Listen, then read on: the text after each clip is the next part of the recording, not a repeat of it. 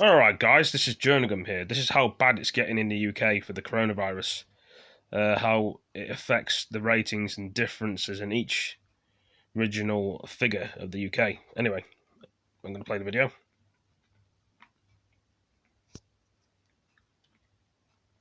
There's been a lot of discussion about that R number, the number of people an infected person passes the disease to.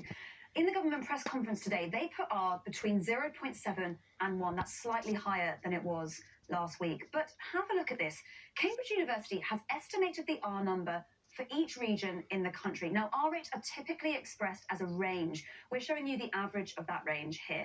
As you can see, the R rate in London is now by far the lowest of all the English regions, with the exception of the Midlands. Every other region has an R over 0.7. As you can see, the northeastern Yorkshire there faring the worst.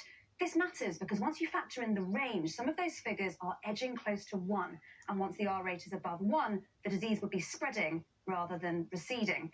The number of daily infections tells a similar story. There's again big geographical See the numbers in North Yorkshire, North West, Midlands, East, in London, South, East, North Wales and London. Now, it's important to say that this is a modelled, not an exact number, and it sits within a range. In fact, the government scientific advisory group think that that number of 24 in London is misleadingly low. They estimate that yesterday alone there could have been roughly 1,000 new infections in London. But nevertheless, this still tells us that London is currently faring reasonably well, and it suggests that different regions might be at different stages in their outbreaks.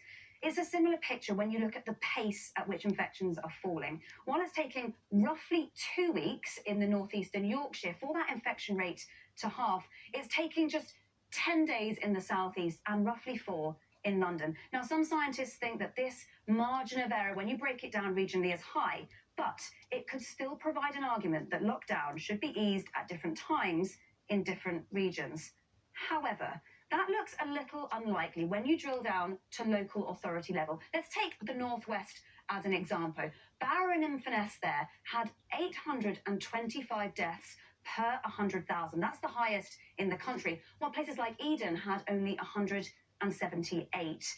The Cambridge scientists also gave us a fascinating insight into how the disease might have been spreading in different age brackets. They think that 18% of 5 to 14-year-olds may have already had the disease, but over here, only 3% of the over 75s.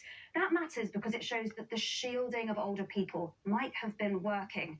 Now, we know that sadly, fatality rates are much higher amongst the elderly.